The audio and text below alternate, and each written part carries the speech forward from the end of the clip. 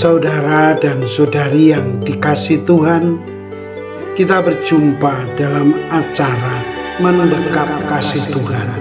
Bersumber pada 1001 renungan inspiratif karya Romo Frans Sales SCY dan sebagai renungan singkat bagi saudara dan saudari yang sedang menderita sakit, baik yang dirawat di rumah sakit maupun di rumah sendiri, dirawat bersama keluarga. Dengan saya, Romo Valentinus Tejantara SCY dari Komunitas Provinsialat SCY Sukarami, Palembang.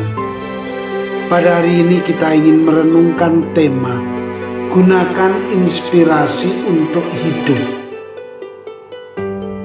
Suatu hari saya menemukan 4 kalimat yang menarik bunyinya.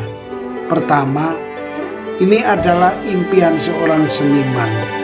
Kedua, untuk menerima inspirasi dalam mencipta.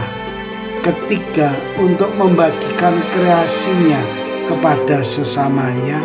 Keempat, untuk mendukung secara total dalam proses.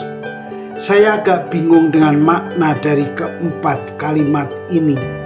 Saya berusaha untuk menelusuri makna dari masing-masing kalimat ini.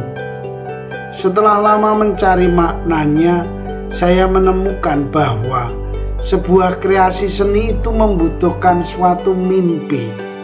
Namun mimpi akan tinggal mimpi kalau tidak direalisasi dalam suatu karya. Karena itu, seorang seniman yang punya mimpi untuk membuat lukisan mesti mulai menggoreskan kuas di atas kanvas. Soalnya, bagaimana seorang seniman mulai mengerjakan kreasinya? Ternyata ia mengawalinya dengan inspirasi. Inspirasi ini memanggil seniman itu untuk memulai kreasinya. Tangan seorang seniman lukis akan mengikuti inspirasi yang ada dalam benaknya.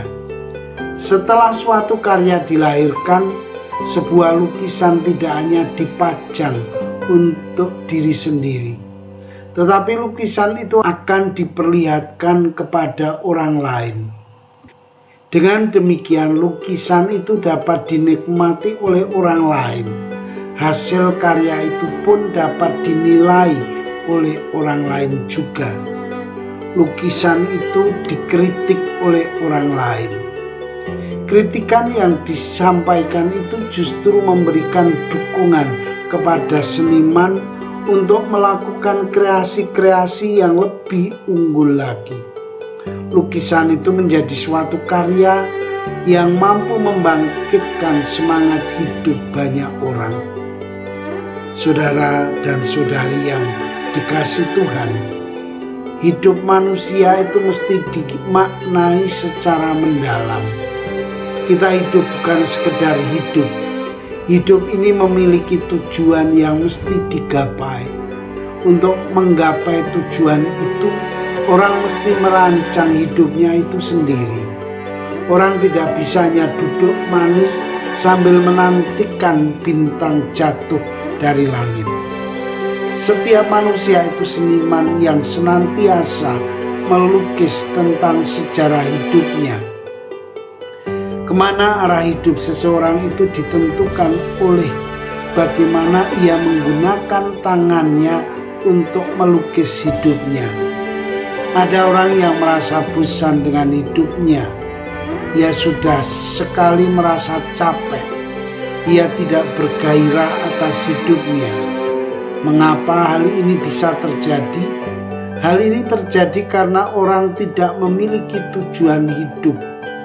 Ia hidup tetapi tidak memiliki semangat. Ia tidak mampu menggunakan inspirasi yang mendatangi benaknya. Ia membiarkan inspirasi itu berlalu begitu saja. Tentu sangat disayangkan kalau ada orang yang hidup tetapi tidak memiliki gairah. Orang beriman mesti percaya bahwa setiap saat Tuhan selalu memberikan inspirasi yang terbaik bagi hidup kita. Kasih Tuhan kepada kita menjadi inspirasi yang dapat kita gunakan untuk memajukan hidup kita. Saudara dan saudari yang dikasihi Tuhan, marilah mengakhiri renungan singkat kita dengan menyatukan iman, harapan, dan kasih kita kepada Tuhan. Akhirnya, berkat dan doaku selalu menyertai Anda yang sedang sakit. Semoga Tuhan memberi kesembuhan, kekuatan, dan ketabahan dalam memanggul salib hidup ini dan diberi semangat serta kesegaran. Doa dan berkatku selalu menyertai Anda. Sampai bertemu dalam renungan selanjutnya.